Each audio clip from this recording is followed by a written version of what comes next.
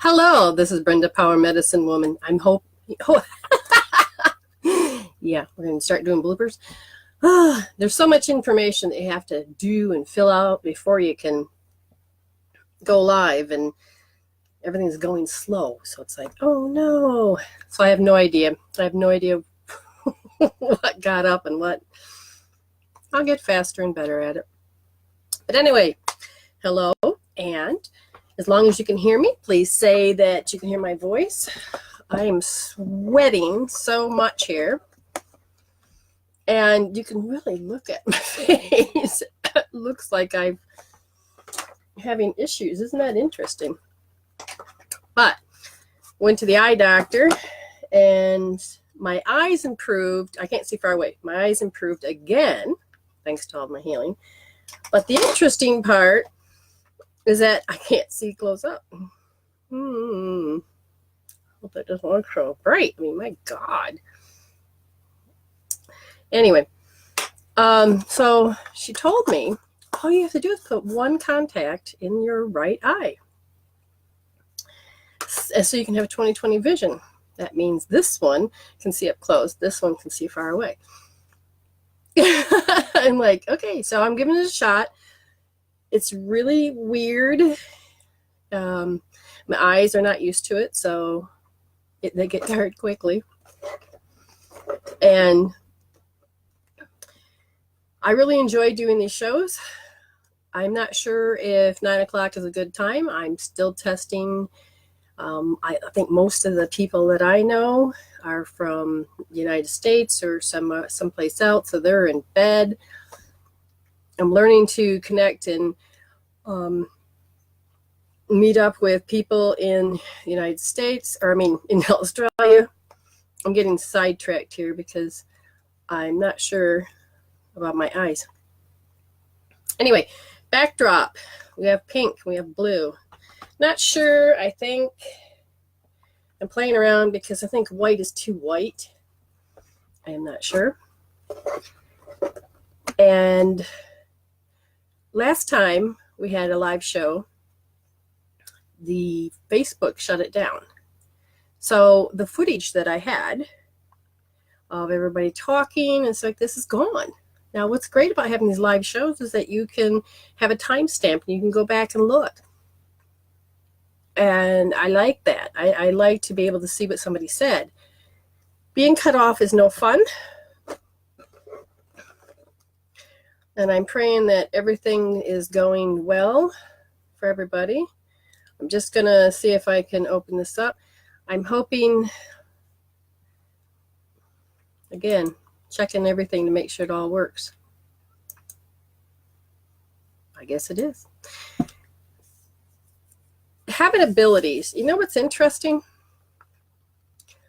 We all have them. It depends on how you shut down those abilities, tuned into the abilities. And what do I mean by abilities? They're the clairs. There are extrasensory perception. It is our 6 senses, but they're extra. It is seeing, hearing, knowing, feeling, tasting, and the ability to see beyond. I hope that outside noise isn't going to be too much for you. I had to open the window in here. Like, when I'm hearing the other side, that's clair audio. And I don't always pick up 100% of what they're saying. So that means more practice, maybe. Now, clairsentencing, or clairtouch, is that I don't have to touch an object. I can touch it in my mind, but I don't have to touch an object. Sometimes I can touch an object, like psychometry, which is good, but you don't have to. When you're touching, you have this sense that images, pictures, sound, smell, whatever it is that you are connecting with, sometimes a knowing, a sensation, a feeling. But what I really found out with all of them is that what kind of file system do you have inside here? What kind of file system do you have so that when you're reaching in and listening to that frequency and that bandwidth,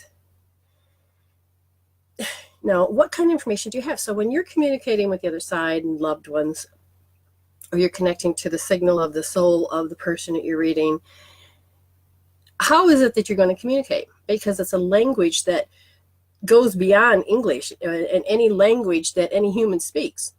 Excuse me. It goes beyond. It is a light language. It is frequency. It's sounds. It's color. Emotions are huge. You know what those are. How was I trained? I remember just being little, and it was just natural. Then I got scared of it because I didn't know exactly what it was, because the people around me's belief systems were, oh, that's wrong. Oh, that's evil. And it kind of scared me, because I thought they were right, because I was a young girl. When you think that they're right and you're wrong, that can start shutting you down.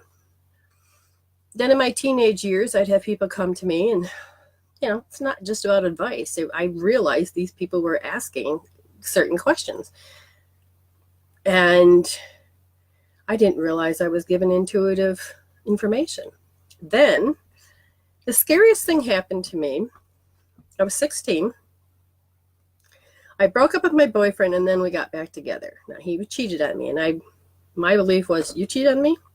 I don't care how much I love you. You ain't gonna do that again. And I said I was done. Wanted nothing to do with him. And which was fine. Then he begged and begged and begged and begged and begged and begged. My mother says, oh, just give him another shot. I said, all right, I can do that. So I let him back in. And okay, you open up your heart. And I let him back in. And during that time that we were separated, I had a friend that was a guy. And I just wanted a man's opinion of why, what happened. And the guy was really nice to me, and we were friends. I found out a little later that he had a major crush on me for many years. I did not know that. But there was one night. Now, I lived in the apartments, and down at the end of the apartments was a car wash. Now, you couldn't see three of the stalls, but the one stall had an open end, so you can see people drive in and around. So my friend came over that night in his truck, and he asked me, do you remember so-and-so? He had to leave and move. I said, oh, yeah, and I was talking to him, and all of a sudden, I had this creepy, eerie feeling, and I looked down at the car wash, and my boyfriend had a green Nova. Now, it was a junker, loud, and kind of frightened me a bit when I saw it, because it just looked like it had teeth. And then I went into a vision. It was so quick. There was you couldn't count the time. There was no such thing as time. But I saw what I said to the guy in the truck. What I saw was them driving off and doing that thing. I heard the police sirens. I felt every motion that I did. And I guess the time span would have been about 2 hours that I saw. But within that split second, I came out of that, looked up at my friend, and he said, should I stay or go? And before I could even register what I had saw, and out of my mouth says, go. No, stay. It was too late. He took off. Everything was in slow-mo. I slowly grabbed, went inside the house, got the police scanner, went up to my bedroom, looked out the window. I knew what side to look out of. And I just was waiting, because I knew what the police scanner was going to say. I knew what was going to happen next. I knew it. And it all unfolded. I could hear the police scanner. I could hear them saying certain things. And then I just had to wait. And then there goes the police car with the sirens in that direction. And then I had to wait some more. And so then I just went downstairs and cried, because I just couldn't handle what I had saw. Then a couple hours later, my friend, he survived, come knocked on the door and had to explain to me. And it's like, I don't want to know. Because a part of me already knows. I don't want to know. My boyfriend didn't die that night, but he did go brain dead. So he ended up dying 9 days later just because they pulled the plug because there was no blood flowing through the brain. That time allowed me to let him go. But it also shocked me in my spirituality to shut that down and say, I'm done. Don't want nothing more to do with it. Because of the shock of the death and what I saw, I don't really remember 2 years of my life. I graduated high school, entered going to college, went into accounting. I don't like math. Don't know how I got talked into it. I just remember sitting in college in the classroom. I woke up and looked around and I thought, where have I been? And I had to think about it. What year was it? What was going on? I'm not in high school. Thank God. And then little pictures of things like high school about I had such a hard time graduating, but yet I didn't. I made it through. And just little pictures here and there. I'm like, okay. So I'm like, oh, wow. And then I remembered what I said. I'm like, mm-hmm. Then I got married, and then I had to come home. I had to drive 2-hour drive back and forth all the time to my mother's house because I had to find out whether or not if she was going to be okay. I got to experience another intuitive thing that I couldn't stand. My mother, she went to the doctor and he says, oh, you have something on the side of your neck. And you go to see the gynecologist. So before pre-internet, we're like, gynecologist. And all of a sudden I had this flash, and I didn't realize I'd come from her soul, but it was, yep, gonna go through this bitch slap. And, and we're like, neither one of us could comprehend anything. And we got there, and then the doctor told us, and it's like you go deaf, you can't believe your eyes. And then my mother asked, how long do I got? Now, there is no toe tag for an expiration date, but she still asked it. They said 1.5 years at the most. I think that just spiraled me out even further because there was a part of me that knew on another level, again, I wouldn't bring all my intuition, but on another level, that, oh my God, this is it. It wasn't just, oh my God, my mom's going to die. I had to learn to respect my mother's decision on a soul level. And I'm like, I don't even want to even, what? No, don't even. And you just keep shutting down. Well, I kept coming back. So the 2-hour drive there and back to where I lived. And then I had to, she gave me the spare room to stay when I had to, travel back and forth too many times. And that was fine. During that time, I read the Bible 3 times, forward and backwards. And what I found at the 3rd time around, it was all man's opinions started to disappear, and all I saw was energy, frequency. Before I understood what chakras were, meridians, before I understood those. During that time, I met a shaman and then a faith healer, ministers, preachers. And this one, he looked at me, and I was like naive because I had shut everything down. And he says, you need to get back into it. I'm like, looking at him like, who, me, what? No. So he says, you might want to put these books. And so he showed me what books that would help me understand energy flowing, electricity, we're electromagnetic beings. And so I said, okay. So I bought them, took them home. I decided to read them, and all of a sudden it was, now I have no choice.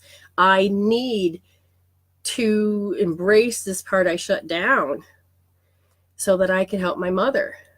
And so I slowly let Spirit start teaching me. So Spirit was my biggest teacher about everything.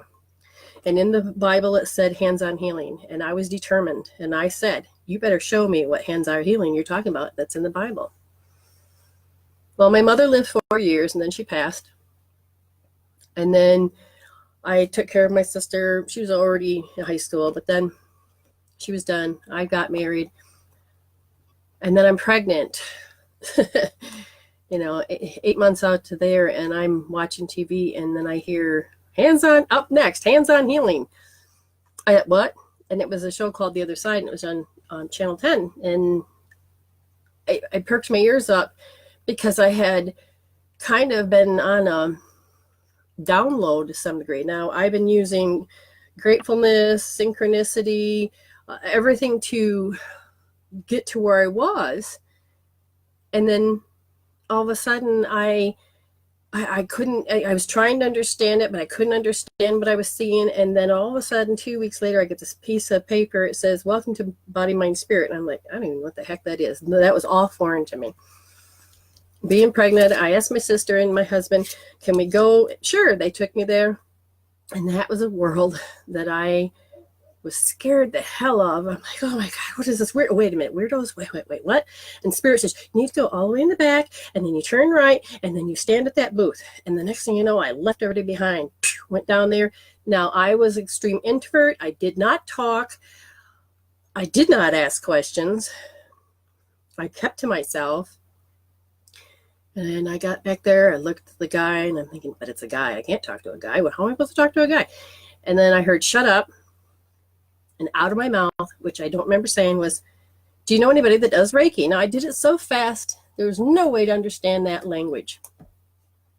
And I'm like, okay. So he says, yes. He says, here's my wife, Sharon. And I'm like, what? And I don't know where she came from. She just like popped out of nowhere.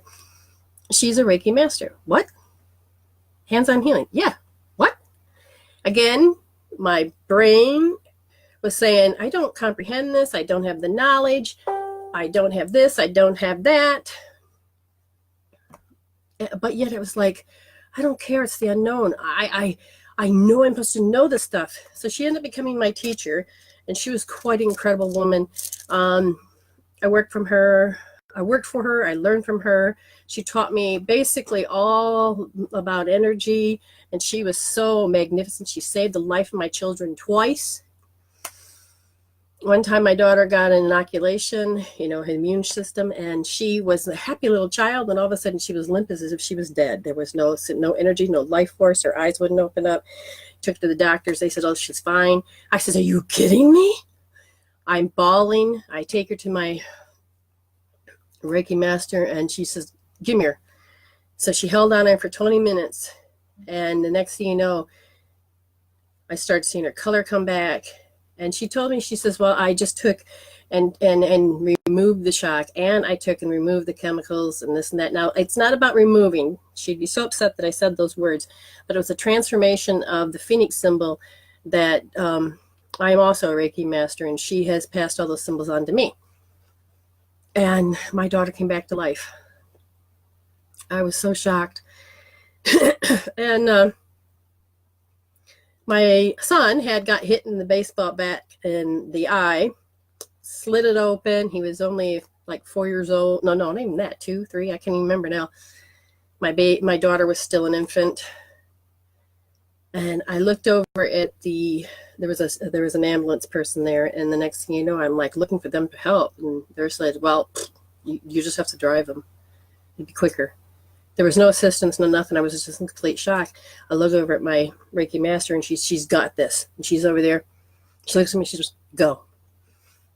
And instantly it was this, everything's gonna be fine. So I'm good under pressure. Threw the child in the car, my husband in the car. I drove to the hospital. We get there, checked him in, and I went outside and fell apart. But I still had this confidence, all the knowledge that I knew. The next day, the more knowledge that I end up getting, and I'll tell you, Spirit says, I want you to study this and study this. And I want you to apply this. I want you to apply this. I want you not only to learn this, but now I want you to learn that the moment you learn something, you speak it. You tell somebody else, because it's the way the brain functions. Because if you just read it and don't talk about it, just imagine that your brain, the way the brain fires is like a tree, okay? And every new information are like leaves. And if you don't recall it, talk about it, witness it, do anything, then the leaves fall, and this thing called the glial, G-L-I-A-L, glial cells will come along and vacuum everything up, so you forget. The more you witness it, the more you talk about it, the more you teach it, the more you're becoming from a student to teacher to student. And then all of a sudden this beautiful rhythm goes back and forth. And it's very, very beautiful. And the next thing you know, you start remembering things. And then when you're connected to spirit and you're doing that, people wonder how I can recall so much so fast. It's not just me. I'm connected to my higher self. I don't go to my ego first. I go to my higher self first. I go to my ego last. And most people have shut down that higher self and have learned to take any information, go to the ego first, then maybe go to the subconscious mind, and then maybe talk to the higher self. It creates for a lot of disconnection. So I learned to go to my higher self. I've learned to communicate with my soul. I've learned to communicate with my unconscious mind or my subconscious.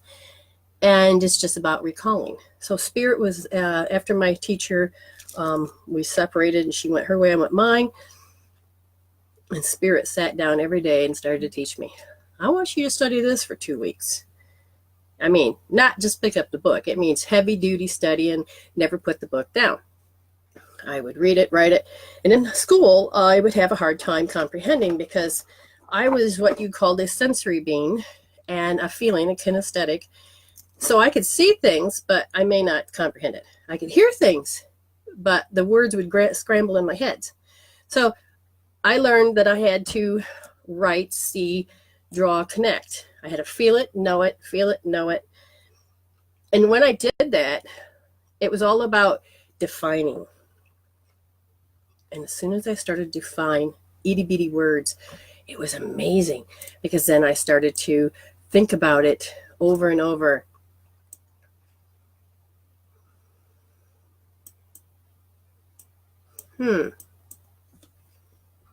I was going to finish what I was saying, but I just noticed that people were having trouble getting on.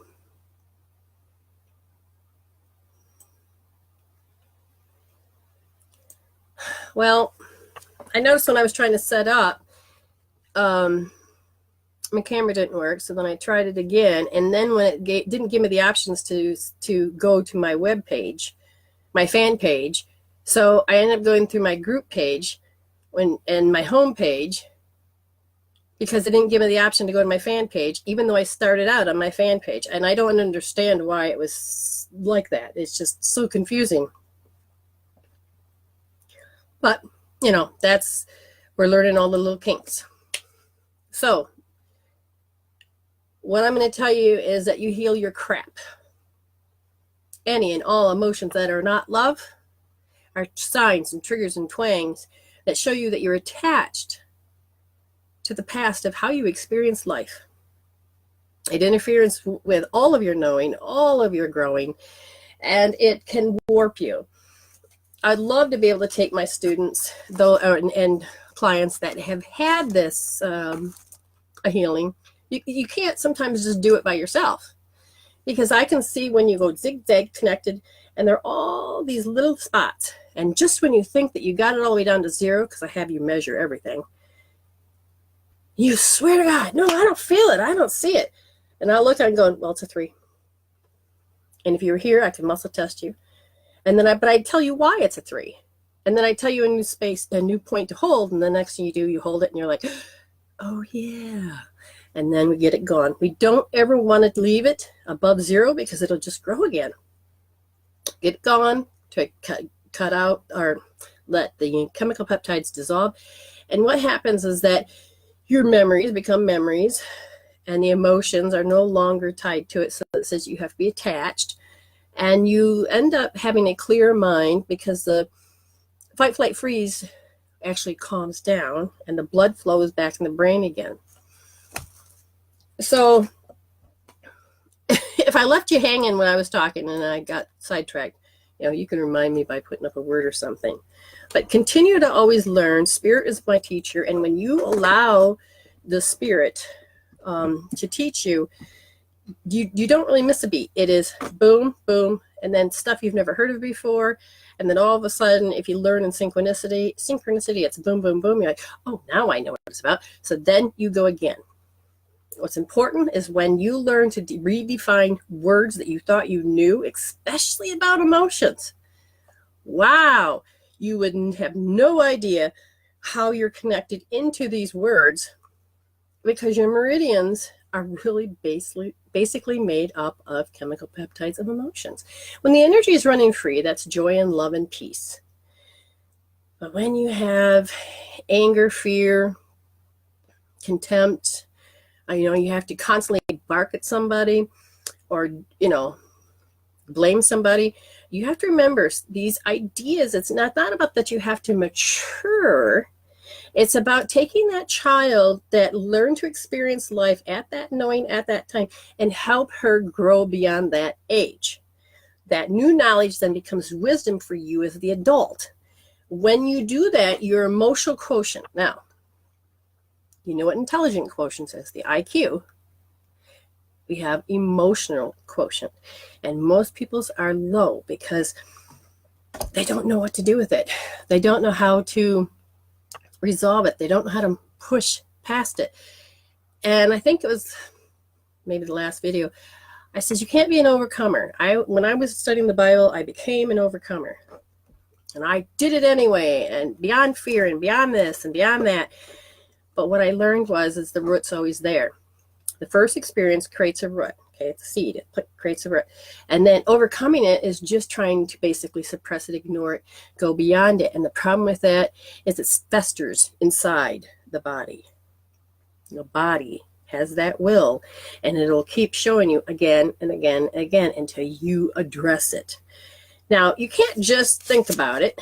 You can't just try to wish it away or make a different choice. You literally need to put it on the scale from 0 to 10. And if you had a bad experience, you need to measure it. And then you need to break it down. All right.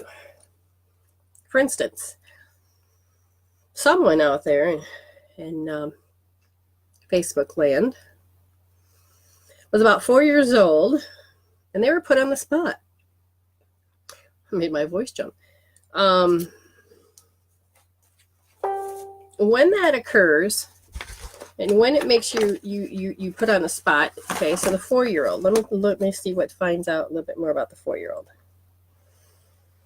You felt helplessness. And you couldn't make a decision. It was about that decision making. And indecisiveness is the gallbladder. Let me tell you, I've had that many times, and it was always so surprising to know when you know what indecisiveness is, when you realize you can't make a choice. It has nothing to do with that you're not wanting to make a choice. It's that you really don't know how to make a choice. And you can look at both options, but you're stopped, and you can't look above and beyond it. And that can be very, what do you call it? That can be really, oh God, I don't want to say devastating. It's like hitting the roof. You can't see beyond to look up and go, oh, that's what's going on. You want to see, but you can't see, and you're stuck. You literally can't move. I hope that makes sense. But there's a person out there that has that literally are stuck in that indecisive, and that is a feeling. When it becomes a feeling, okay, you have got to understand that it's like when you don't know something, that is a feeling. You're like, oh, I don't know. Or, oh my God, my head just feels cloudy. That is actually a feeling too. You can heal all of those little things.